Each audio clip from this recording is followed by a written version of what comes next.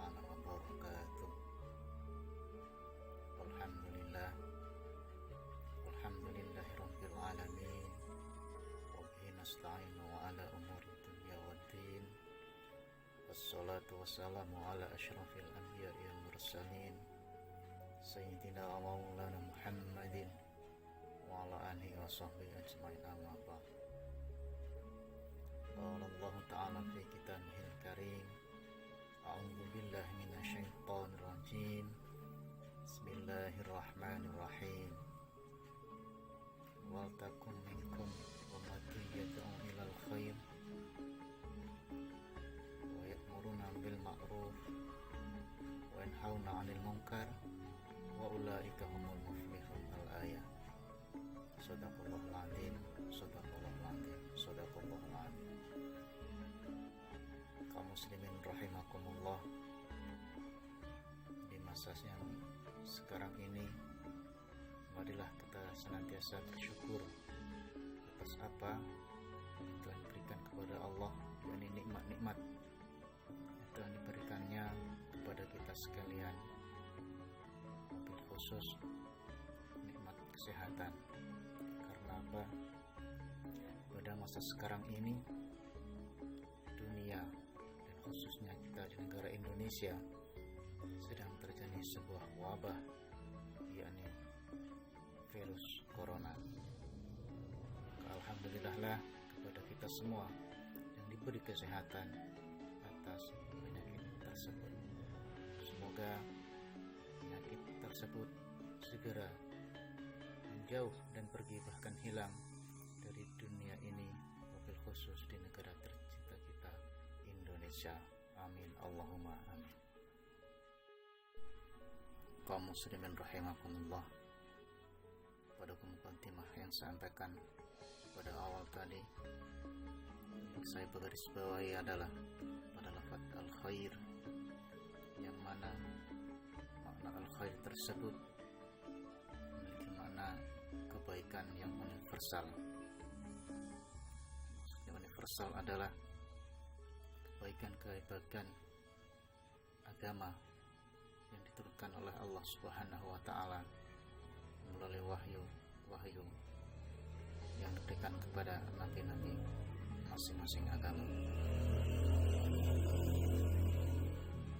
Al-khair, kebaikan, menunjukkan sebuah konektivitas antara amal beragama satu dengan yang lain, khususnya agama Islam dan wabil khusus yang berada di Indonesia ini. Karena apa?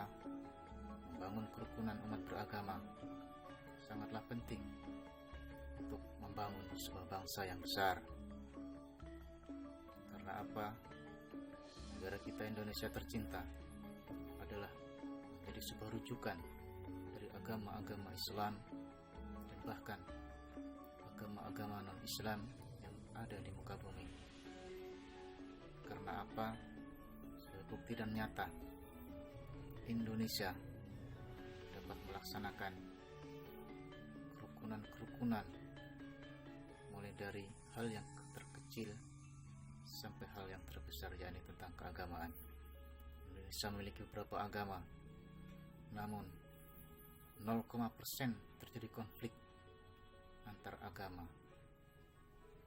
Itu merupakan sebuah fakta bahwa kerukunan umat beragama di Indonesia dapat dikategorikan sebagai negara yang memiliki keberagaman agama atau yang lainnya, namun dalam kondisi yang kondusif. Namun perlu diketahui, akhir-akhir ini banyak para pendakwah yang seolah-olah malah bukannya memberikan kesejukan dalam menyampaikan dakwahnya, malah sebaliknya mereka berdakwah dengan antusias yang berlebihan sehingga mengakibatkan gesekan-gesekan yang kecil. Namun perlu kita waspadai bahwa dari mulai gesekan-gesekan terkecil itulah akan menjadi sebuah gesekan yang terbesar dan mengakibatkan hilangnya kerukunan kerukunan antarumat beragama. Kaum muslimin rahimakumullah, marilah kita sebagai pendakwah memberikan kesejukan dalam menyampaikan ajaran agama Islam kepada masyarakat dan kepada saudara kita yang non-muslim. Jangan saling menyakiti, menyinggung perasaan mereka. Karena apa? Hal yang demikian dapat mengakibatkan sakit hati terhadap mereka semua. Suatu contoh yang perlu kita patut teladani adalah cara dakwah yang dilakukan oleh ulama-ulama kita terlebih dahulu, dan lebih khusus para pendakwah kita terdahulu yang berada di Nusantara ini atau Indonesia. Sebagai contoh adalah para ulama, wali-wali kita, yakni yang sering kita ketahui adalah Wali Songo. Sebagaimana yang dituliskan oleh Profesor Agus Sunyoto dalam buku beliau yang berjudul Atlas Wali Songo, di sana dipaparkan dengan jelas bahwa dakwah-dakwah yang dilakukan oleh Wali Songo tidak menggunakan cara kekerasan, bahkan sebaliknya mereka berdakwah dengan cara yang santun dan memberikan masukan-masukan agama Islam dengan cara yang lemah dan lembut. Dalam buku tersebut disebutkan bahwa kenapa Wali Songo bisa berkembang begitu cepat penyebaran beliau di Nusantara ini. Karena apa? Sebelum kedatangan Wali Songo terdapat jeda 800 tahun pribumi Nusantara ini tidak bisa menerima agama Islam secara massal. Namun setelah masuknya Wali Songo hanya berkisaran 40-50 tahun, warga pribumi di Nusantara ini, khususnya di Pulau Jawa dan menyebar ke pulau-pulau yang lainnya, dapat menerima agama Islam dengan secara massal dan dengan keikhlasan hati. Dakwah Wali Songo yang disampaikan tidak dengan kekerasan, namun dengan melihat situasi dan kondisi yang berada di warga-warga pribumi kala itu. Sebagai contoh, Wali Songo untuk menyampaikan ajaran agama Islam tidak dengan kekerasan, melainkan dengan apa yang ada budaya di kalangan pribumi kala itu. Contoh, berpuasa. Kita ketahui di Indonesia puasa sebenarnya sudah dikenal oleh orang-orang Nusantara kuno kala itu. Di sana disebutkan bahwa puasa kala itu sudah dianut oleh warga pribumi Nusantara ini dengan mereka menyebut puasa hari 7. Dalam bahasa Jawa disebut Poso Dino Pitu. Yang dimaksud puasa hari ke-7 adalah bila mana seorang melakukan puasa, kala itu adalah yang melakukan